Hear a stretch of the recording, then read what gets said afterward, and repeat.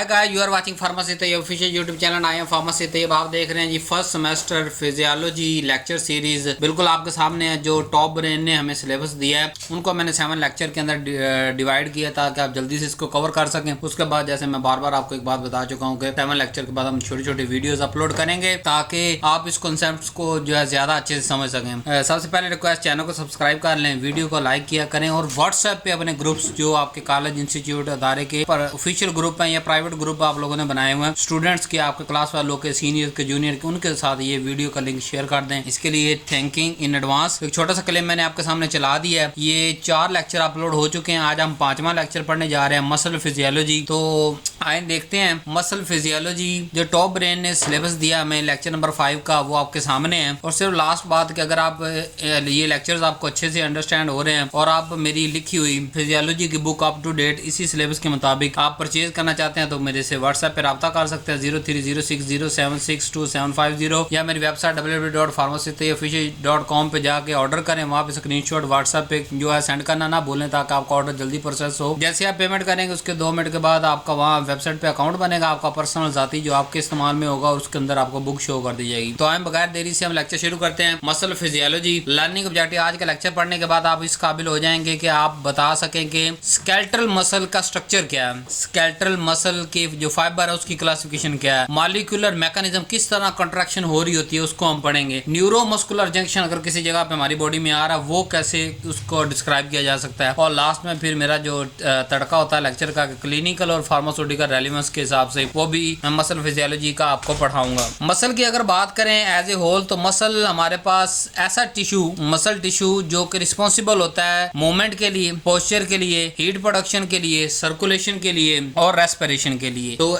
ऐसा मसल ऐसे टिश्यू कहते हैं जो इन 5 कामों के लिए हमारी बॉडी के अंदर इस्तेमाल हो रहा होता है। अब क्योंकि हमारे टॉप ब्रेन ने स्केलेटल मसल पे रहने के लिए हमें कहा, लेकिन मैं स्केलेटल मसल से जाने से पहले आपको बता दूं कि मसल की टोटल 3 टाइप होती हैं, स्केलेटल, कार्डियक और स्मूथ। स्केलेटल मसल जो है ये बोन के साथ अटैच होता है, वॉलंटरी मूवमेंट जिनके अंदर हम भी किसी हद तक शरीक होते हैं, चाहे ब्रेन से मैसेज आ रहा है लेकिन हम इनको खुद भी कर सकते हैं 100%, यानी कि थ्रू ब्रेन कोऑर्डिनेशन।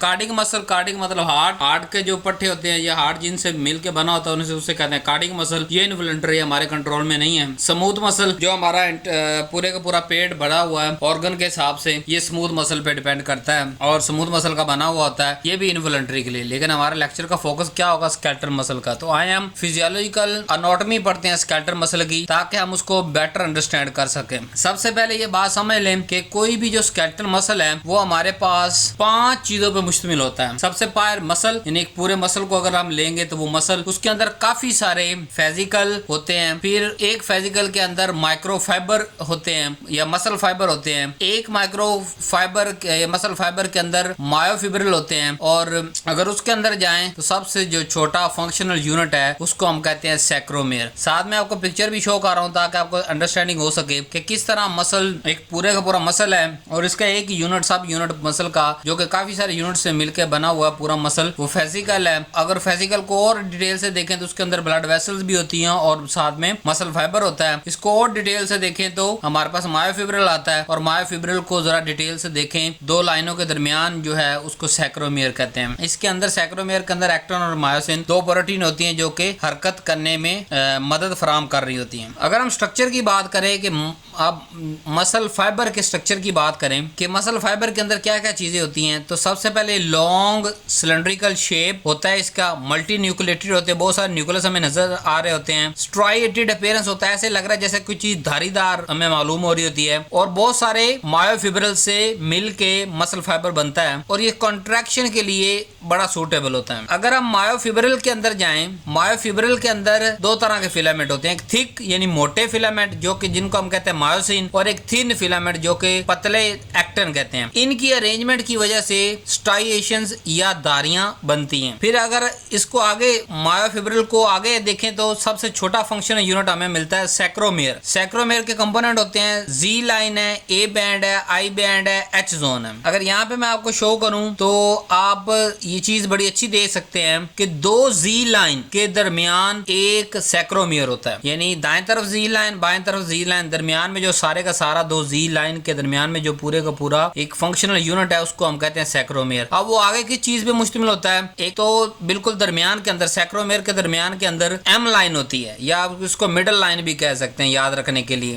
दोनों तरफ जी लाइन, दाएं तरफ जी लाइन बाएं तरफ जी लाइन, दरमियान के अंदर एम लाइन या मिडल लाइन कह सकते हैं। और अब जो एक्टन होते हैं ना, वो एक्टन दोनों तरफ जी लाइन से मिले हुए होते हैं, जबकि जो मायोसिन है वो एम लाइन को क्रॉस कर रहे होते हैं और सेंटर की तरफ ज्यादा ओरिजिन होते हैं, यानी एक्टन जो है वो किनारों की तरफ ज्यादा फैला हुआ है और मायोसिन जो है वो दरमियान की तरफ कंस्ट्रक्टेड है, एंड तक नहीं पहुंचता। अब मायोसिन के ऊपर हेड मौजूद होते हैं, यही हेड एक्टन के साथ इंटरेक्ट करके कंट्रैक्शन और रिलैक्सेशन मसल के अंदर बनाते हैं। अब जब मसल रिलैक्स करता है ना, तो क्या होता है कि जो मायोसिन है वो थोड़ा सा सेंटर से दूर जाते हैं। जैसे ही वो एम लाइन या सेंटर से दूर जाएंगे, एम लाइन मिडल में है ना, तो सेंटर में एम लाइन है, तो सेंटर या एम लाइन से वो दूर जाते हैं, तो जो अंदर जोन बनता है उसको कहते हैं एच जोन। रिलैक्स मसल के दौरान अगर वो कंस्ट्रिक्ट हो रहा है तो एच जोन आप समझ लें डिसअपियर हो जाता है, खत्म हो जाता है, वक्ती तौर पे बनता है। जैसे मसल रिलैक्स करेगा एच जोन बनेगा, और जैसे कंस्ट्रिक्ट करेगा वो एच जोन खत्म हो जाएगा और मसल कंस्ट्रिक्शन फॉर्म में चला जाएगा। अब इन सब के बाहर जो है ना कनेक्टिव टिश्यू भी होता है। जैसे अगर पूरे मसल की बात करें, पूरे मसल के गिर्द जो कनेक्टिव टिश्यू की लेयर होती है उसे कहते हैं एपीमाइसियम। फेजिकल के बाहर जो कनेक्टिव टिश्यू होता है उसको कहते हैं पेरीमाइसियम, और मसल फाइबर के बाहर जो कनेक्टिव टिश्यू होता है उसे कहते हैं एंडोमाइसियम। अगर थोड़ा सा और डिटेल के अंदर जाऊं, जैसे कि मैंने आपको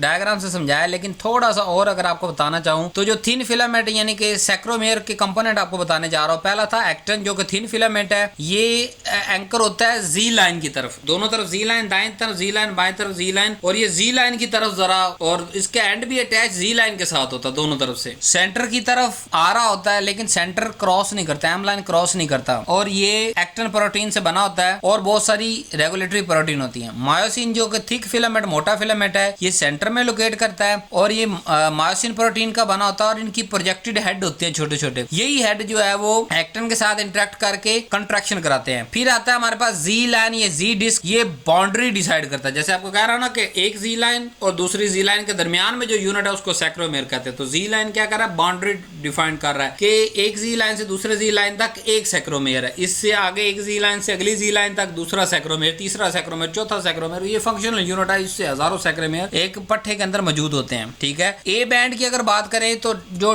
डार्क बैंड है और थिक फिलामेंट के क्रॉसपोंड मौजूद होता है, और ये कंट्रैक्शन के दरमियान जो है वो कांस्टेंट रहता है, यानी खत्म नहीं होता जब कॉन्ट्रैक्ट कर रहा होता है, इसको हम ए बैंड कहते हैं। उसके बाद आ गया हमारे पास एच जोन, जो कि रिलैक्स जब पट्टा हो रहा होता है, तो रिलैक्स होने के बाद जो एक स्पेस बनती है उसको हम क्या कहते हैं, एच जोन, और मिडिल के अंदर जो होती है वो एम लाइन होती है। अगर हम फंक्शनल अरेंजमेंट की बात करें तो arrangement of actin and myosin allow करता है कि सीडलिंग फिलामेंट मैकेनिज्म को ये फॉलो करे। कैसे, ड्यूरिंग कंट्रैक्शन के दौरान क्या आता है, एक्टिन स्लाइड करता है ओवर मायोसिन, मायोसिन के हेड एक्टिन के साथ अटैच होते हैं और एक्टिन स्लाइड कर रहा होता है मायोसिन के ऊपर टुवर्ड सेंटर की तरफ आ रहा होता है जब इसने कॉन्ट्रैक्ट करना होता है। जब रिलैक्स करना होता है स्लाइड करके वापस जेड लाइन की तरफ चला जाता है। अब जैसे मैंने आपको कनेक्टिव लेयर पढ़ाया ना कि इंटायर पूरे मसल के बाहर है एपीमाइसियम, फेजिकल के बाहर है पेरीमाइसियम, कनेक्टिव टिश्यू लेयर का नाम है, और मसल फाइबर के बाहर जो कनेक्टिव टिश्यू की लेयर है उसे एंडोमाइसियम। ये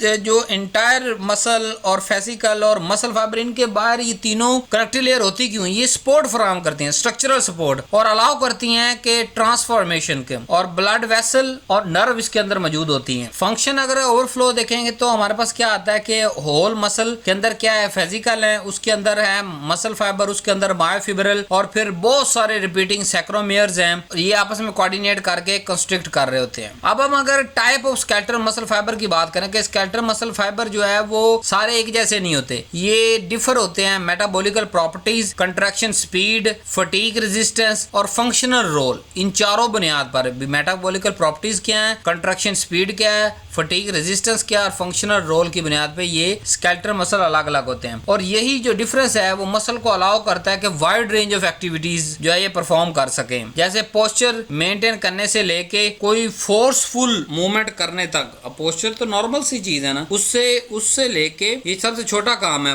इन पट्टों का, मसल्स का, स्केलेटल मसल का, एक हैवी वेट लिफ्टिंग करना या फोर्स लगा के कोई चीज उठाना बढ़ाना ये उनका हैवी काम है। तो बेसिकली टू मेजर क्लासिफिकेशन होती है। एक होती है टाइप 1 फाइबर जो कि स्लो ट्विस्ट फाइबर भी कहते हैं, और टाइप 2 जो है ये फास्ट ट्विस्ट फाइबर होते हैं। ये जो फाइबर होते हैं ये स्ट्रक्चर, एनर्जी, मेटाबॉलिज्म और फिजियोलॉजिकल परफॉर्मेंस की बुनियाद पे अलग अलग होते हैं। अब टाइप 1 को जरा डिटेल के साथ देख लेते हैं कि इसकी कैरेक्टरिस्टिक क्या है कि ये स्लो कंडक्शन करेगा, फटीग रेजिस्टेंस होता है, थकता नहीं है, इसके अंदर मेटाकॉन्ड्रिया बहुत ज्यादा होता है, एनर्जी बहुत ज्यादा प्रोडक्शन हो रही होती है, एरोबिक मेटाबॉलिज्म करता है, यानी ऑक्सीजन की मौजूदगी में ये मेटाबॉलिज्म करता है, और पोस्चरल मसल सारे के सारे जो है वो टाइप 1 मसल के अंदर आते हैं, और ये स्लो ट्विस्ट करता है। स्ट्रक्चरल की बुनियाद के अगर बात करें तो इसके डायमीटर छोटा होता है, माइटोकॉन्ड्रिया बहुत ज्यादा, कैपिलरी डेंसिटी होती है, मायोग्लोबिन कंटेंट होता है और रेड होता है क्योंकि इसके अंदर मायोग्लोबिन बहुत ज्यादा होता है, इसलिए इसका कलर रेड होता है। और मायोग्लोबिन जो है वो ऑक्सीजन बॉन्डिंग प्रोटीन है जो कि फैसिलिटेट करती है मसल सेल के अंदर ऑक्सीजन को स्टोर करने के लिए। अगर इसकी मेटाबॉलिकल प्रॉपर्टी की बात करें तो ये एनाबॉलिक एरोबिक मेटाबॉलिज्म को करता है। ये डिपेंड करता है ऑक्सीडेटिव फास्फोराइलेशन पर विद इन माइटोकॉन्ड्रिया के वो एटीपी बनाए और फैटी एसिड या ग्लूकोज को वाया एरोबिक पाथवे के थ्रू जो है वो एनर्जी गेट करता है, और इसको ऑक्सीजन रिक्वायर होती है,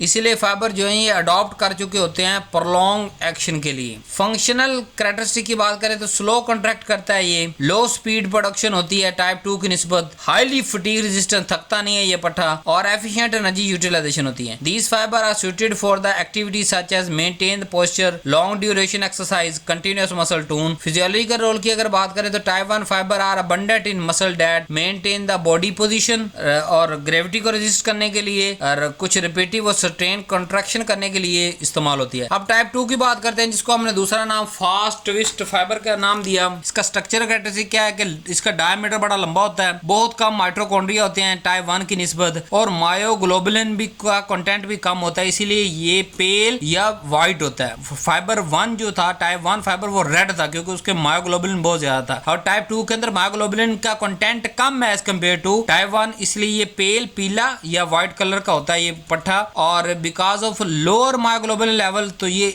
इसीलिए अक्सर ज्यादातर व्हाइट फाइबर ही शो हो रहा होता है। अगर इसके मेटाबॉलिक की बात करें तो ये एनाबॉलिक है, एनाबॉलिक मेटाबॉलिज्म करता है, यानी अपना एनर्जी सोर्स ग्लाइकोजन या ग्लाइकोलाइसिस से जनरेट करता है, और ये आपको पता है कि एनाबॉलिक कम एनर्जी जनरेट करता है as compare to aerobic metabolism. Functional characteristic की बात करें तो ये रैपिड कंट्रैक्शन स्पीड होती है, ग्रेट फोर्स प्रोडक्शन कर सकता है, और थकता तो ये मिनट के अंदर थक जाता है, और लेकिन पावर बड़ी आउटपुट देता है। अब ये जो फाइबर्स हैं ये जंपिंग के लिए, स्प्लिंटिंग के लिए और फोर्सफुल मूवमेंट और रैपिड एंड फोर्सफुल मूवमेंट के लिए इस्तेमाल हो रहे हैं। अगर सब टाइप की बात करें कि थोड़ा सा और आपको डिटेल के अंदर लेके चलूं कि टाइप 1 और टाइप 2 में से जो टाइप 2 है ये आगे सब डिवाइड हुआ होता है दो तरह का, type 2A, type 2B। Type 2A जो है ये फास्ट ऑक्सीडेटिव ग्लाइकोलिटिक करता है, और टाइप 2B जो है ये फास्ट ग्लाइकोलिटिक करता है। 2A की बात करें तो ये इमीडिएट इंडोरेंस करता है और कुछ ऑक्सीडेटिव कैपेसिटी इसकी भी होती है, जबकि टाइप 2 हाईली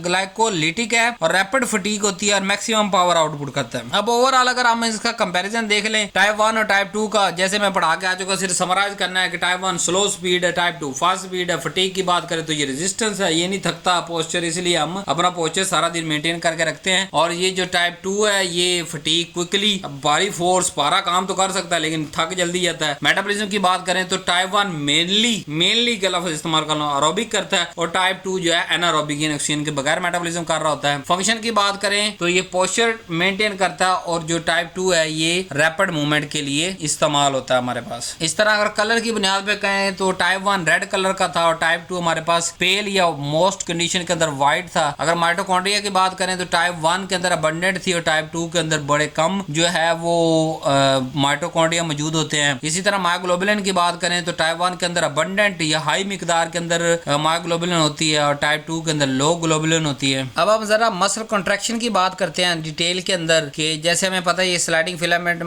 मैकेनिज्म को फॉलो करता है। एक्टिन मायोसिन फिलामेंट जो है एक दूसरे के ऊपर स्लाइड कर रहे होते हैं, सैक्रोमियर छोटा होता है, फिर ये कॉन्ट्रैक्ट कर रहा होता है, छोटा होता है, जब रिलैक्स करता है फिर सैक्रोमियर थोड़ा सा लंबा हो जाता है। मेन कंपोनेंट जो है इसके एक्टिन है, मायोसिन है, पोनिन है, ट्रोपोमाइसिन है। और अगर इसको हम फर्दर एलेबोरेट करें तो स्केलेटल मसल की जो कॉन्ट्रैक्शन है ये बड़ी हाईली ऑर्गेनाइज होती है और डिफरेंट इवेंट जो है पर मुश्तमिल होती है। ये इलेक्ट्रिकल सिग्नल को मैकेनिकल फोर्स के अंदर बदल देती है कि जब यहाँ पे इलेक्ट्रिकल एक्साइटेशन आती है मसल फाइबर पे तो क्या होता है, इंट्रासेलुलर कैल्शियम रिलीज होना शुरू हो जाता है और कंट्रक्टाइल प्रोटीन जो है वो एक्टिवेट होती हैं और sliding filament with in the sarcomere होना शुरू हो जाती है। इस स्टेप को हम एक स्पेसिफिक नाम देते हैं कि जब इलेक्ट्रिकल सिग्नल आने पर ये मैकेनिकल कंट्रैक्शन हुई, इसको कहते हैं एक्साइटेशन कंट्रैक्शन कपलिंग। अगर ओवरऑल इसको हम देखें तो क्या होता है कि जैसे एक्साइटेशन कंट्रैक्शन कपलिंग का प्रोसेस जो है ना, वो जब एक्सटर्नल पोटेंशियल पहुंचता है तो कैल्शियम रिलीज जो है उसका ट्रिगर होता है, कैल्शियम रिलीज होना शुरू हो जाता है और वो जाके एक्टिन मायोसिन को इंटरेक्ट करना शुरू कर देता है और कंट्रैक्शन करवाता है। और अगर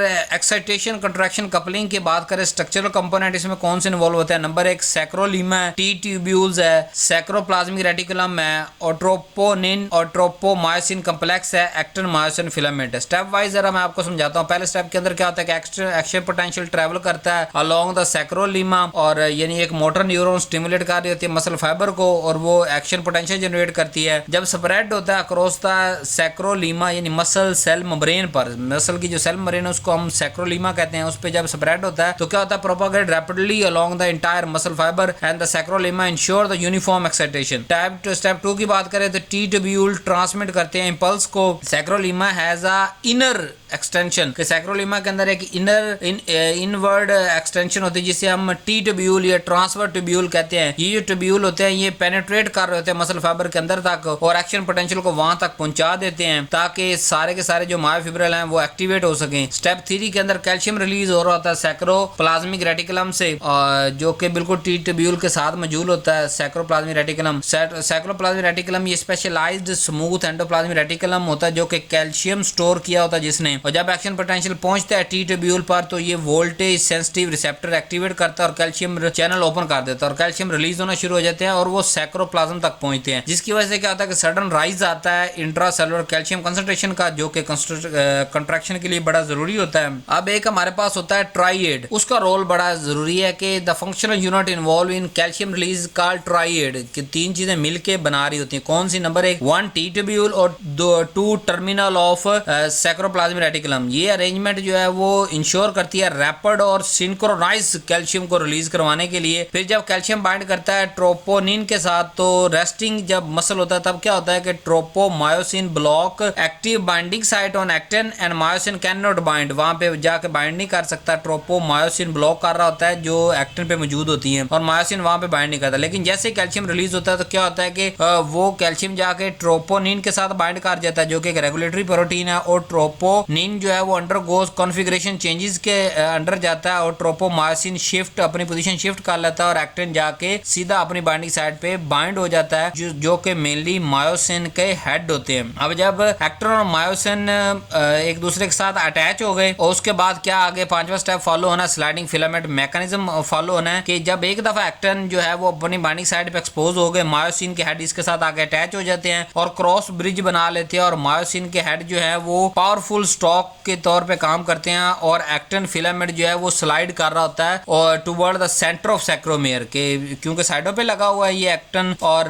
तो दोनों तरफ से एक्टिन जो है वो एम लाइन की तरफ अप्रोच कर रहा होता है। दोनों तरफ जी लाइन के साथ जुड़ा हुआ है और दोनों तरफ जब हेड के साथ जुड़ के जी लाइन की तरफ एम लाइन की तरफ आ रहा होता है, जिसका रिजल्ट क्या होता है कि सैक्रोमियर थोड़ा सा छोटा हो जाता है, ठीक है, और आई बैंड जो है बड़ा कम हो जाता है और एच जोन बिल्कुल ही डिसअपियर हो जाता है बाज़ दफा। लेकिन जो ए बैंड है वो रिमेन कॉन्स्टेंट रहता है। इस मैकेनिज्म को के मायोसिन के हेड का एक्टिन के साथ बाइंड करना और स्लाइड करना, इसको हम कहते हैं स्लाइडिंग फिलामेंट मैकेनिज्म। अगर हम ओवरऑल बात करें कि मॉलिक्यूलर बेसिस की बुनियाद पे कैसे कंस्ट्रक्शन हो रही होती है तो each contraction cycle involve the cross bridging formation, फिर पावर स्टॉक, फिर डी अटैचमेंट और रीएक्टिवेशन, और जब एटीपी रिक्वायर होती है तो डी मायोसिन फ्रॉम एक्टिन से डी अटैच हो जाता है और recocking of myosin head without ATP जो है वो क्रॉस लिंक जो है वो रिमेन अटैच रहता है। रिलैक्सेशन अगर मैकेनिज्म देखें तो कंट्रैक्शन जैसे स्टॉप होता है न्यूरोनल स्टिमुलेशन बंद हो जाती है, कैल्शियम के जो पंप हैं वो बैक हो जाते हैं एंडोप्लाज्मिक रेटिकुलम के अंदर और इंट्रासेलुलर कैल्शियम कंसंट्रेशन कम होना शुरू हो जाती है, और जब कैल्शियम कम होना शुरू हो जाएगी तो कैल्शियम किसके साथ बाइंड किया था? ट्रोपोनिन के साथ,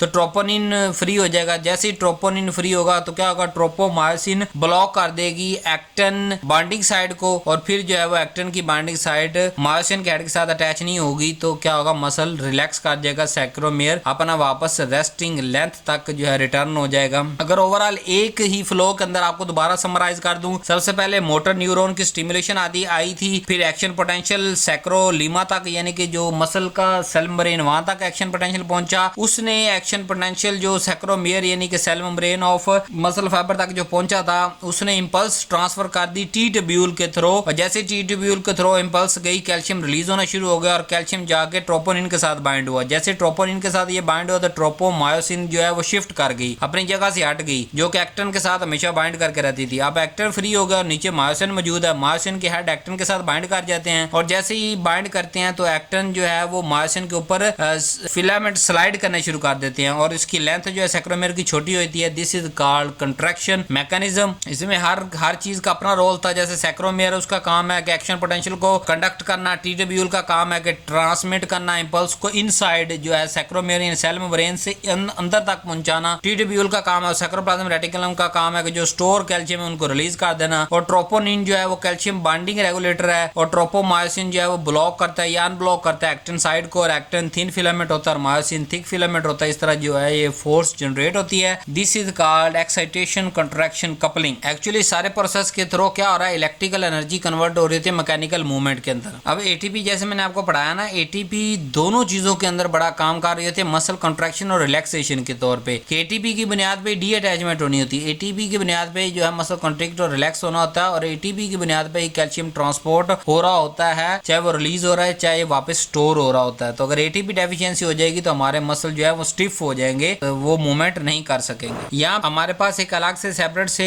थ्योरी भी आती है, molecular mechanism of muscle contraction के लिए स्लाइडिंग फिलामेंट थ्योरी, वो जो कि ऑलमोस्ट हम डिस्कस कर चुके हैं स्टेप वाइज। सिर्फ रिपीट करवा देता हूँ कि जो है वो स्टेप वाइज वही कैल्शियम बाइंड होगा ट्रोपोनिन के साथ, ट्रोपोमायोसिन शिफ्ट कर जाएगा, मायोसिन के हेड एक्टिन के साथ अटैच होंगे, पावर स्ट्रोक जनरेट होगा और जो है वो सैक्रोमियर छोटा हो जाएगा, और एंड पे क्या होगा कि एटीपी बाइंडिंग की वजह से जो है वो डी अटैचमेंट होगी। एटीपी का यूज करके ही जो है वो मायोसिन डी अटैच होती है एक्टिन से, और क्रॉस ब्रिज जो है वो ब्रेक हो जाता है। इसके बगैर जो है डी अटैचमेंट हो नहीं सकती, और अगर दोबारा रीएक्टिवेशन करनी हो मायोसिन की तो वो स्टेप वाइज एक्सप्लेन करने इन सही सारे मैकेनिज्म को स्टेप वाइज एक्सप्लेन करने के नाम को हम कहते हैं स्लाइडिंग फिलामेंट थ्योरी, जिसकी बुनियाद पर हम सारा डिटेल के अंदर आपको जो है देख चुके हैं, आ चुके हैं देख के हम। अब यहाँ पे मैंने आपको कहा कि एटीपी की डेफिशिएंसी होने की वजह से जो अब क्या ले कंडीशन होती है उसे कहते हैं रिगर मोटस, के जब एटीपी अनअवेलेबल हो तो myosin can not D attach from actin से, ये डी अटैच ही नहीं होती, मायोसिन एक्टिन के साथ जुड़ी रह जाएगी और ये क्रॉस ब्रिज जो है वो लॉक हो जाएगा और मसल हमारे स्टिफ हो जाएंगे। इस कंडीशन को कहते हैं रिगर मोटस, और ये ज्यादातर हो रहा है एटीपी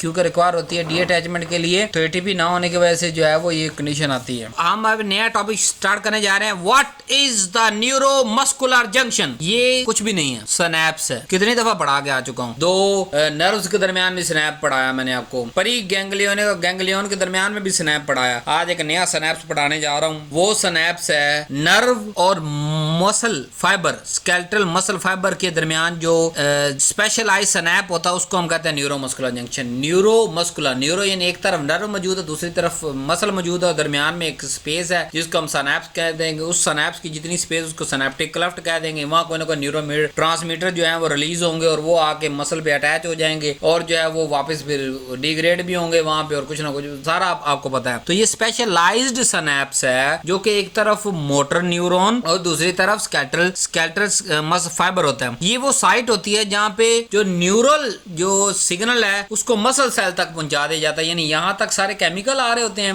एक्शन पोटेंशियल के थ्रू, इलेक्ट्रिकल करंट आ रहा है ना, फिर आहिस्ता आहिस्ता वहां पे सिनैप्स के अंदर केमिकल रिलीज हुए तो वो इलेक्ट्रिकल सिग्नल क्या बन गया, केमिकल सिग्नल बन गया। वो जो केमिकल सिग्नल आगे मसल पे पहुंचा तो उसने कोई हरकत करवा दी तो वो क्या बन गया, कंट्रैक्शन का बायस बन गया। तो ये जो न्यूरो सिग्नल है यानी न्यूरोट्रांसमीटर के थ्रू एक नर्व से दूसरे मसल तक जो है वो सिग्नल पहुंचाने के नाम को की जो जगह है उसको हम कहते हैं न्यूरोमस्कुलर जंक्शन। अब ये कन्वर्ट कैसे होती है, इलेक्ट्रिकल सिग्नल मोटर न्यूरॉन के अंदर आ रहे होते हैं, कोई ना कोई केमिकल जो है वो ट्रांसफॉर्मेशन होती है क्रॉस सिनैप्स के, एक तरफ से रिलीज होते हैं दूसरी तरफ जाकर रिसेप्टर पे बाइंड होते हैं, और ये इलेक्ट्रिकल जो रिस्पॉन्स है मसल फाइबर के अंदर प्रोड्यूस होता है और जो है वो मैकेनिकल कंट्रैक्शन करवाता है। ये बड़ा highly organised structured ensure the precise and rapid communication between nerve and muscle. तो इतना स्पेशलाइज्ड है तो क्यों ना इसके स्ट्रक्चर ना देखें। What are the component of neuromuscular junction, they are the three main component. Number 1 motor neuron terminal, एक तरफ मोटर न्यूरॉन टर्मिनल होगा, दरमियान में सिनेप्टिक क्लेफ्ट होगी होगी, यानी उस पूरे रीजन को हम सिनैप कहते हैं, दरमियान में जो खाली जगह होती है सिनेप्टिक क्लेफ्ट कहते हैं, कोई नई बात नहीं। तीसरा जो है मोटर एंड प्लेट होगी, यानी कि मसल मौजूद होंगे। पहला मोटर न्यूरॉन का जो टर्मिनल है जहाँ पे खत्म हो रहा है, तो क्या होता है, एक्सोनल टर्मिनल होता है। ये यहाँ पे सिनेप्टिक वेसिकल फिल होते हैं एसिटाइलकोलिन के, और यहाँ पे वोल्टेज गेटेड कैल्शियम चैनल होते हैं। यहाँ जो है वो माइटोकॉन्ड्रिया मौजूद होते हैं, और सिनेप्टिक ये डायरेक्ट कॉन्ट्रैक्शन तो नहीं करवा रहा होता, बट एक छोटा सा गैप यहाँ इन दोनों के दरमियान मौजूद होता है, मोटर न्यूरॉन और मसल के दरमियान, वहां पे ये कुछ केमिकल सिग्नल करवा रहा होता है। सिनेप्टिक क्लेफ्ट क्या होती है कि वही खाली नैरो एक्स्ट्रा सेलुलर स्पेस जो कि 20 से 40 नैनोमीटर की जो है वो वाइड होती है, और यहाँ पे एक्स्ट्रा सेलुलर फ्लूइड मौजूद होते हैं, और जो एसिटाइलकोलिन एंजाइम रिलीज हो रहा है, एसिटाइलकोलिन जो न्यूरोट्रांसमीटर रिलीज हो रहा है उसको मेटाबोलाइज करने के लिए एसिटाइलकोलिन एस्ट्रेज एंजाइम मौजूद होता है जो कि उसको डिग्रेड कर देता है। होता क्या है कि न्यूरोट्रांसमीटर डिफ्यूज करते हैं जो है वो क्लेफ्ट के थ्रू और मसल मेम्ब्रेन तक पहुंचा देते हैं अपना सिग्नल। अब मोटर एंड प्लेट की अगर बात करें तो ये स्पेशलाइज्ड रीजन होता है मसल फाइबर मेम्ब्रेन का, जिसको हम सैक्रोलीमा कहते हैं। सैक्रोलीमा इज मसल फाइबर मेम्ब्रेन। वहां पे जो स्पेशलाइज्ड रीजन है एक, उसको कहते हैं मोटर एंड प्लेट। यहाँ पे जो है वो हाईली फोल्डेड मेम्ब्रेन मौजूद होती है जिसे जंक्शनल फोल्ड कहते हैं। Highly density of nicotinic acetylcholine receptor मौजूद होते हैं जहाँ पे आके इन्होंने बाइंड करना होता है, और वोल्टेज गेटेड कैल्शियम चैनल मौजूद होते हैं। अब मैकेनिज्म थोड़ा सा देख लेते हैं कि जैसे ट्रांसमिशन आएगी न्यूरोमस्कुलर जंक्शन ये सीक्वेंस को फॉलो करेगा। सबसे पहले एक्शन पोटेंशियल अराइव होगा, एक्शन पोटेंशियल ट्रांसफर करेगा, मोटर न्यूरॉन के एक्सोन तक पहुंचेगा, और वहां एक्सोन से जब वो रीच कर जाएगा टर्मिनल पे तो वो क्या करेगा, प्री सिनेप्टिक मेम्ब्रेन को डीपोलराइज करेगा, जिससे क्या होगा, कैल्शियम इनफ्लक्स होगा स्टेप 2 पे। तो कैल्शियम चैनल जो है वो ओपन हो जाएंगे, कैल्शियम टर्मिनल के अंदर इंटर होना शुरू हो जाएगा, और वहां कंसंट्रेशन ग्रेडियंट की वजह से इलेक्ट्रिकल ग्रेडियंट में चेंज आएगा, और कैल्शियम की जो है वो एसेंशियल होता है किसी भी न्यूरोट्रांसमीटर को रिलीज करवाने के लिए। तो क्या होगा, जब वहां टर्मिनल के ऊपर एक्सोन टर्मिनल के ऊपर बहुत सारा कैल्शियम मौजूद होंगे तो वो क्या करेंगे, एसिटाइलकोलिन को रिलीज करवा देंगे, और वो एसिटाइलकोलिन जाके निकोटिनिक एसिटाइलकोलिन रिसेप्टर पे जाके बाइंड करेगी मोटर एंड प्लेट पे, यानी मसल पे। ये जो रिसेप्टर है ये लाइगैंड गेटेड आयन चैनल पे मुश्तमिल होते हैं। जब इनके साथ एक तरफ से एसिटाइलकोलिन बाइंड करती है तो ये channel ligand gated ion channel open हो जाते हैं, और सोडियम जो है वो मसल सेल के अंदर इंटर हो जाता है, और पोटेशियम बाहर निकलना शुरू हो जाता है। तो ओवरऑल क्या होता है कि मसल मेम्ब्रेन सैक्रोलीमा के अंदर डीपोलराइजेशन हो जाती है। पीछे से डीपोलराइजेशन हुई एक्सोन टर्मिनल पे, वहां पे सिग्नल रिलीज हुए या उसको केमिकल रिलीज हुए, वो केमिकल जाके लाइगैंड गेटेड सैक्रोलीमा पे जाके बाइंड किए, और वहां पे सोडियम और पोटेशियम चैनल ओपन हुए, और डीपोलराइजेशन जो है वो मसल मेम्ब्रेन को डीपोलराइज यानी सिग्नल वहां तक पहुंच गया। अब जब मसल डीपोलराइज होगा तो लोकली डीपोलराइजेशन इसको हम कहते हैं एंड प्लेट पोटेंशियल, के जब इसका थ्रेशोल्ड आ जाता है तो voltage gated sodium channel open हो जाते हैं, मसल के अंदर एक्शन पोटेंशियल जनरेट होना शुरू हो जाता है, और ये एक्शन पोटेंशियल जो है वो सारा सैक्रोलीमा यानी मसल सेल मेम्ब्रेन जो होती है मसल की, उसके पूरे बाहर मसल के पूरी मेम्ब्रेन के जो है वो अलोंग ये ट्रांसफर हो रहा होता है। अब यहाँ पे स्टेप नंबर 6 पे जो कंस्ट्रक्शन इनिशिएटेड होती है, जैसे ही एक्शन पोटेंशियल मसल पे आता है वो ट्रांसफर होता है सैक्रोलीमा के थ्रू, और वो टी ट्यूब्यूल के थ्रू अंदर सैक्रोलीमा से मसल के अंदर इंटर हो जाता है, और ट्रिगर करता है वहां पे कैल्शियम रिलीज को जो पहले पढ़ के आ चुके हैं सैक्रोप्लाज्मिक रेटिकुलम से, और वहां से वो एक्साइटेशन कंट्रैक्शन कपलिंग का सिग्नल स्टार्ट होता है जो पूरा ऊपर डिटेल के अंदर हम पढ़ के आ चुके हैं। अब यहाँ जो पढ़ना जरूरी है कि ये सिग्नल टर्मिनेशन कैसे होता है, खत्म कैसे होता है। जब प्रिसाइज कंट्रोल के थ्रू इस सिग्नल को बड़ा रैपिडली टर्मिनेट किया जा रहा होता है कि जब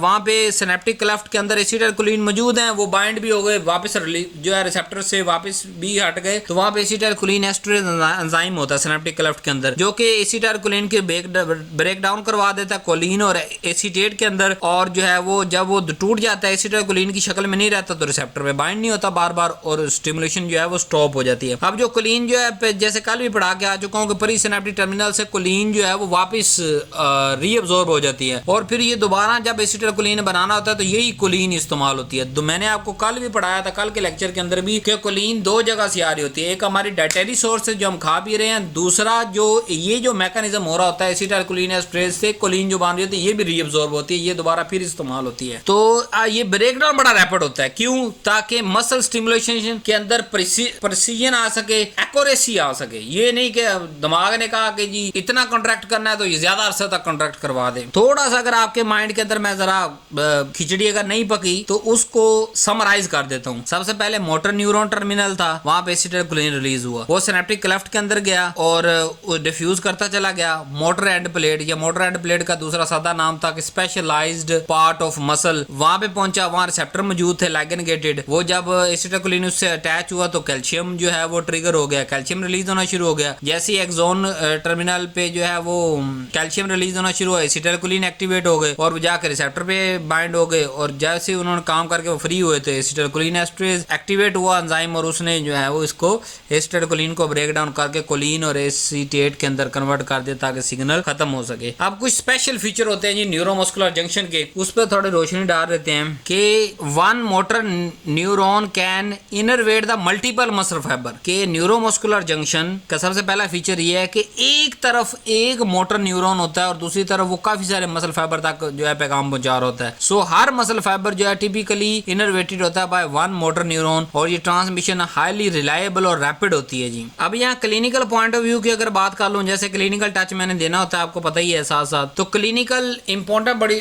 जो है वो क्लिनिकल पॉइंट ऑफ व्यू से न्यूरोमस्कुलर जंक्शन बड़ा अहम होता है जी। कैसे कि न्यूरोमस्कुलर जंक्शन पे अगर कुछ खराबी होगी, वो डिजीज होंगी, उसमें हमारे पास पहला आ जाता है माइस्थेनिया ग्रेविस और दूसरा ब्यूटालिज्म। जो ड्रग इसके लिए हम देते हैं वो मसल रिलैक्सेंट देते हैं, न्यूरोमस्कुलर ब्लॉकर देते हैं और बाज दफा एनेस्थीसिया जो है वो हम उसको दे रहे होते हैं एज ए ट्रीटमेंट के तौर पे। एक्साइटेशन कंट्रैक्शन कपलिंग में बड़ी डिटेल के साथ आपको पढ़ा के आ चुका हूँ किस तरह नर्व सिग्नल जो है मसल कंट्रैक्शन तक पहुंचते हैं कि नर्व सिग्नल कैल्शियम रिलीज और फिर मसल कंट्रैक्शन ओवरऑल हो जाता है। अब हम थोड़ी डिटेल के अंदर जाते हैं कि ये जो माइस्थेनिया ग्रेविस है ये किस तरह इफेक्ट कर रहा होता है। माइस्थेनिया ग्रेविस जो है ये क्रोनिक ऑटो इम्यून डिसऑर्डर है जिसके अंदर क्या होता है कि एंटीबॉडीज ब्लॉक और डैमेज करती है नर्व मसल कनेक्शन को यानी न्यूरोमस्कुलर जंक्शन को, जिसकी वजह से क्या होता है कि मसल वीकनेस होती है और आहिस्ता आहिस्ता ये वर्स होता चला जा रहा होता है। और बहुत सारी जगह पे जहाँ ये न्यूरोमस्कुलर जंक्शन होते हैं वहाँ पे प्रॉब्लम जैसे स्पीच के अंदर, ब्रीथिंग के अंदर, स्वॉल्विंग के अंदर, और फिर डिटेल के साथ इस पे हम जो है वो इसी लेक्चर सीरीज के एंड पे पूरा माइस्थेनिया ग्रेविस में आपको पढ़ाऊंगा। फिलहाल आप ये याद रख लें, it is chronic auto immune disorder, यहाँ पे एंटीबॉडीज ब्लॉक या डैमेज कर देती है न्यूरोमस्कुलर जंक्शन को। दूसरा हमारे पास है जी बोटुलिज्म। बोटुलिज्म जो है बड़ा रेयर है बट सीवियर इलनेस है जो बैक्टीरियम क्लोस्ट्रीडियम बोटुलिनियम की वजह से के टॉक्सिन की वजह से हो रही होती है। और ये टॉक्सिन क्या करता है, नर्व सिग्नल को ब्लॉक करता है और मसल पैरालिसिस करवा देता है और जो है कि वही हमारी स्वेलविंग, स्पीचिंग जो है, ट्रबल, नजर के अंदर आईलिड ऊपर उठाना जो है वो can come from the contaminated food, wound, in fact intestinal colonisation. तो के अंदर हम ओवरऑल क्या देंगे, न्यूरोमस्कुलर ब्लॉकर देंगे, एनेस्थीसिया देंगे और मसल रिलैक्स। फिर लास्ट में वही रिक्वेस्ट के चैनल अगर आपने सब्सक्राइब नहीं किया, क्योंकि 70% अभी भी हमारे व्यूअर्स आप में से जो हैं वो जिन्होंने सब्सक्राइब नहीं किया लेकिन वीडियो रेगुलरली वॉच कर रहे हैं, सब्सक्राइब कर दें, हमारे लिए ये बड़ी मोटिवेशन की वजह बनता है। बुक परचेज करना चाहते हैं, नीचे व्हाट्सएप नंबर है, इस पर रब्ता करें, टीम आपको समझा देगी। नहीं तो वेबसाइट पे चले जाएं, वहाँ पे ऑर्डर प्लेस करें, बट ऑर्डर प्लेस करने पर स्क्रीनशॉट इसी व्हाट्सएप नंबर पे सेंड करें ताकि आपका ऑर्डर प्रायोरिटी के अंदर आके आपको जो है वो शिफ्ट किया जा सके। लेक्चर जान के छोटा रखा जा रहा है ताकि पूरी बुक कवर हो सके, प्लस जो टॉपिक्स हैं इनको दोबारा नीचे जो है वो जिन पे एक्सप्लेनेशन रिक्वायर होगी इसी सीरीज के नीचे अटैच कर दूंगा after completion of books. Thank you very much. Allah.